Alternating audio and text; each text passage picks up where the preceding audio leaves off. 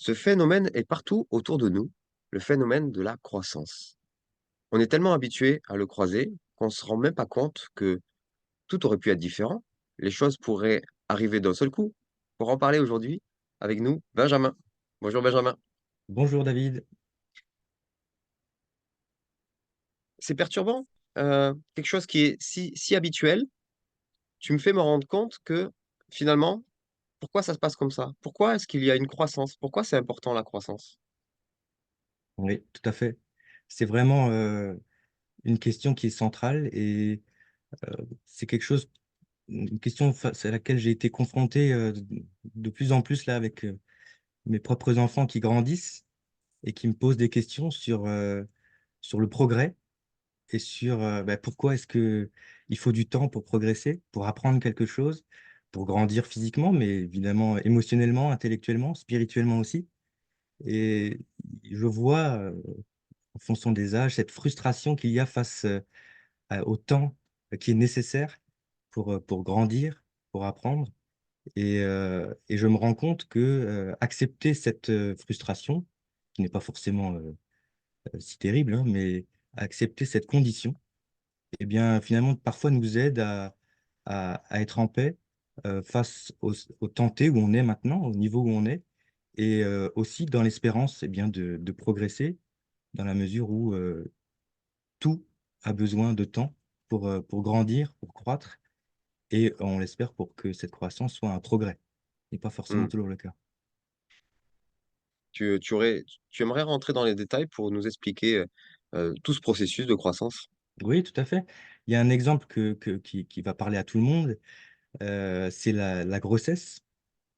Quand le bébé grandit dans le ventre de sa maman, et par rapport à mes enfants, c'est l'exemple que j'utilise avec eux pour l'expliquer la nécessité de la du temps qui passe dans la croissance, dans le fait de grandir et aussi dans le fait d'apprendre. C'est cette comparaison avec notre vie. Eh bien, voilà, il y a le miracle de la vie, comme on aime l'appeler. Même ceux qui ne croient pas au miracle, hein, ils aiment dire le miracle de la vie. Pour ça, c'est un miracle en tout cas. Mais c'est la rencontre, voilà, d'un spermatozoïde minuscule euh, avec l'ovule minuscule aussi. Et au départ, c'est extrêmement fragile, c'est microscopique au sens propre du terme. Euh, et en fait,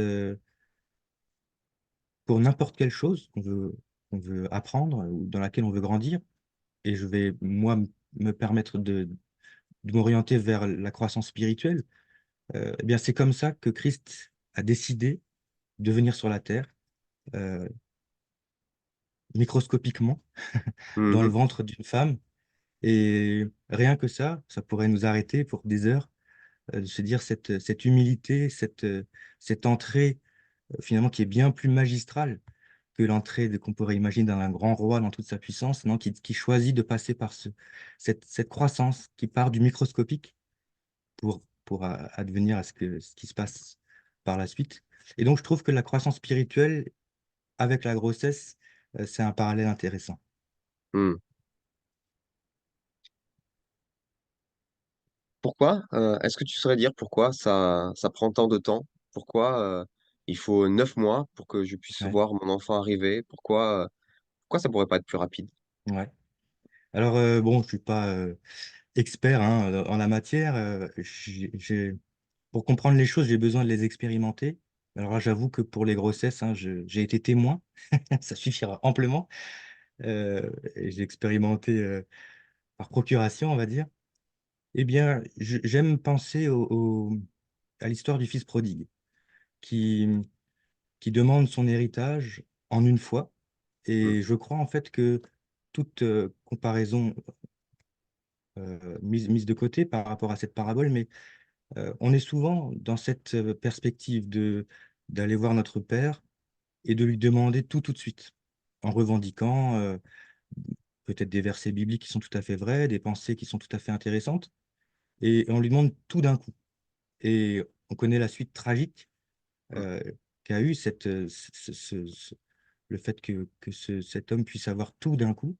Eh bien voilà, pour moi, c'est la leçon principale, c'est la nécessité de la lenteur et de la longueur. C'est-à-dire que le développement du bébé se fait petit à petit. Alors, encore une fois, hein, c'est difficile pour moi d'en parler parce que je ne l'ai pas vécu dans mon corps.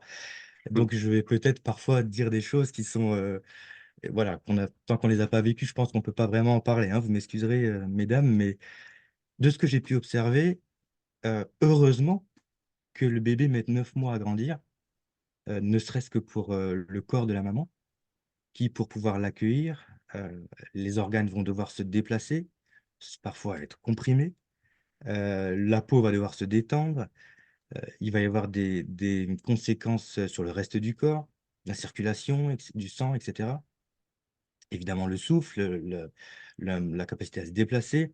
Et donc, ne serait-ce que pour cela, on peut remercier, je vais dire la nature, d'avoir prévu que le bébé grandisse lentement dans le corps de la maman, et je vais aussi dire dans le cœur de la maman.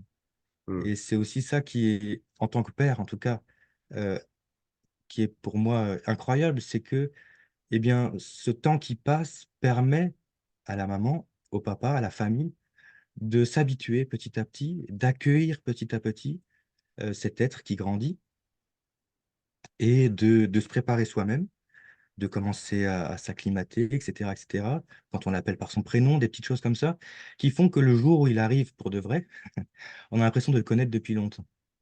Et je mmh, crois qu'avec Jésus, c'est un petit peu aussi la même chose, c'est-à-dire que, eh bien, il grandit dans notre cœur petit à petit, hein. Jacques nous enseigne à prendre soin de cette semence qui a été mise dans nos cœurs. Eh bien, cette semence, voilà, tu sais mieux que moi, hein, de quoi on parle. Eh bien, quand elle est dans la terre, on la voit pas, mais il faut la protéger coûte que coûte, parce qu'elle est fragile.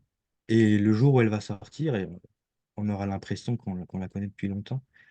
Donc cette préparation, je dirais même pour les autres, hein, qui mmh, sont autour, elle est nécessaire, elle est salutaire, je pense, euh, pour que, eh bien, petit à petit, les choses puissent se développer. Et j'aime bien aussi l'exemple de Jean-Baptiste, qui a précédé Jésus, qui dit cette phrase que je trouve magnifique. En parlant de Jésus, il faut qu'il croisse, donc que Jésus croisse, et que Jean-Baptiste, diminue. Et je trouve que l'ordre de la phrase est vraiment très important, où c'est parce que Jésus va croître que Jean-Baptiste, par une espèce de vase communicant dont il n'aura pas le choix, va diminuer. ouais, Et, et cette notion de croissance aussi, si on part du principe que Jésus croit en nous, eh bien, va avoir des conséquences comme le bébé a sur la femme enceinte, où elle va devoir, de gré ou de force, je dirais, s'adapter à cet être qui grandit en lui, pour la nourriture, pour le rythme, enfin bon, là, il y a le sommeil, etc. Au bout d'un mmh. moment, à la fin, il est temps que le bébé arrive parce que la maman ne décide plus de grand-chose. Et puis après, n'empêche que chaque expérience est différente et toutes les grossesses sont des choses en commun et elles ont leurs particularités. Complètement.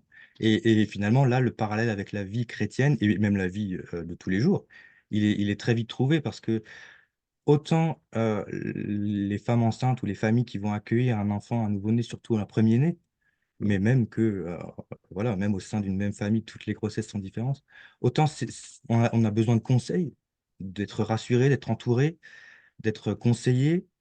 Autant, eh bien, chaque vie est différente, chaque expérience est différente et on ne peut pas forcément tirer de conclusions générales d'une expérience particulière. mmh, Et bien, dans la conversion, dans les témoignages de conversion, c'est pour ça que c'est toujours très intéressant d'écouter les témoignages de chacun, comment ils ont rencontré Dieu, comment ils ont donné leur vie, parce qu'en fait, on peut en tirer presque aucune règle, euh, et c'est ça qui est beau. Cette espèce d'universalité de la chose et en même temps, en fait, chacun a sa propre expérience et surtout l'intérêt des anciens de veiller sur les jeunes, on va dire, ou les prochains, mais de veiller en respectant justement cette propre individualité. Et ça, c'est tout un art. mmh. Et en même temps, il y a aussi le fait qu'à la fin, le merveilleux bébé arrive, mais avant qu'il arrive, il y a quand même d'atroces souffrances. Oui, Alors encore une fois, je suis presque mal à l'aise d'en parler parce que moi j'étais assis dans une chaise à côté, bien que sur un des 4 accouchements auxquels j'ai assisté, je suis tombé dans les pommes, donc je vais pas faire le malin non plus, mais j'avais pas mal. Oui, tout à fait, c'est un paradoxe d'ailleurs qui me laisse moi particulièrement sans voix. C'est-à-dire que euh, toute la grossesse, hein, certaines mamans, depuis le premier mois de la grossesse, souffrent. D'autres, ça se passe à merveille, mais voilà, certaines souffrent vraiment dès le début. Et puis, malgré les médicaments et tout ce qui existe, le moment venu de l'accouchement, de la libération, c'est violent. Voilà, Mmh. c'est choquant, c'est traumatisant, physiquement, émotionnellement, pour le bébé d'ailleurs, comme pour la maman. Et je trouve ça, ce paradoxe absolument incroyable, c'est que au moment de cet accouchement, voilà, c'est plus jamais ça. La première phrase qu'on a envie de dire, c'est OK, bah, c'est bon, c'est la fin, c'est fini, c'était bien une fois, 2 fois, maintenant c'est fini. Et quelques heures, quelques jours, peut-être quelques semaines, hein, là, pour le coup, je ne vais pas tomber dans le piège de généraliser, eh bien, on se laisse tenter, et puis, au cours d'une discussion, on se rend compte, ah bah allez, pourquoi pas, on est prêt à y retourner, comme si ce bonheur, et puis en fait, cette contagion que peut avoir la vie, non pas effacer la douleur, parce que ça, encore une fois, ce serait, je pense, beaucoup dire, mais ça lui était supérieur. Mmh. Et ça rendait, comme si ça rendait les mères capables de retourner au combat en sachant la valeur que ça a de mener ce combat. Mmh. Et, et là, pareil, le parallèle, je trouve, est assez trouvé entre eh bien, l'histoire de l'Église, où ce paradoxe incroyable, où depuis les premiers siècles, puis après, pendant la Réforme aussi protestante, pour prendre ces 2 moments, les chrétiens ont été traumatisés, ont été choqués, violentés, ostracisés, malmenés. Et pourtant, j'allais dire, on est toujours là.